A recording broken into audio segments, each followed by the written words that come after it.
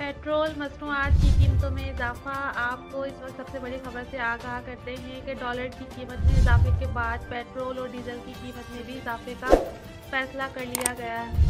हमारे ज़राए के मुताबिक पेट्रोल की कीमत में 100 रुपये तक इजाफे का इम्कान है, जबकि डीजल की कीमत में 50 रुपये तक का इजाफे का इम्कान है। मुल्क भर में पेट्रोल की शदीद किल्लत पैदा हो गई है और आवाम को पेट्रोल मिलना मुश्किल हो गया है, जबकि इस मामले पर हुकूमत बिल्कुल खामोश है। नई कीमतों का ऐलान अगले 1 या 2 दिन में मुतवक्को है। पेट्रोल की कीमत में इजाफे IMF की शर्तों में शामिल हैं। ओगरा ने भी पाकिस्तान में पेट्रोल की कमी के बारे में आगाह कर दिया।